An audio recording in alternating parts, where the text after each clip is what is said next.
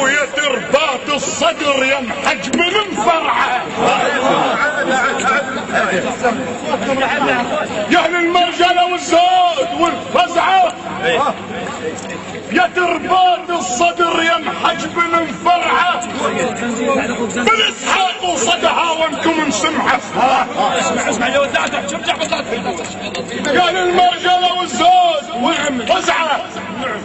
يا ترباط الصدر يا محجب المفرحة من اسحاق وصدها وانكم انسمع قول اني برباك السيد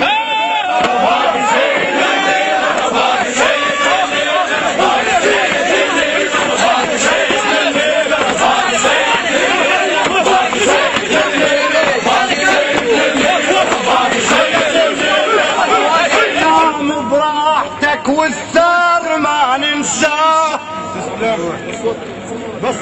وبالاسحاق العرس بالحرب سوينا نعم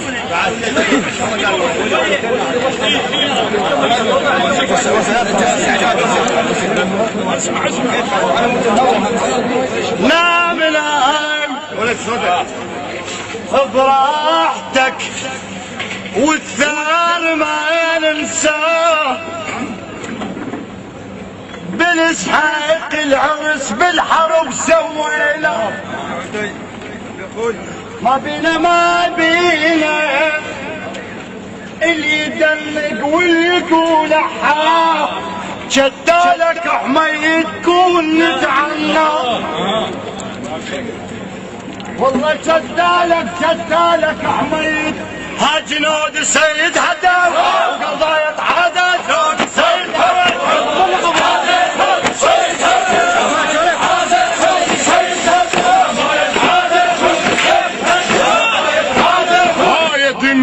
بعد منا احبابنا زول فينا اخبارهم بغيابنا. وين راحوا ربع احمد؟ انتم هنا تشوفوا بدل رابط شعارات راح يدنهم. ها يا دنيا ايش بعد منا احبابنا. سولفين اخبارهم بغيابنا، وين الاحباب ونزلها بيا مكان، يل خذيت وياهم العز والحنان، بويا ربع اعزاز ريض يا زمان، ومن هدهم ضل عتبة ثابلة. قبل هاي الدار بيها احبابني، وهسه منها البيت خالي ومختلي، اسم الله من الموت يا ديرة هلي، عالبعد ما حاسبين حسابنا، وين الاحباب القبل يمهم نمر،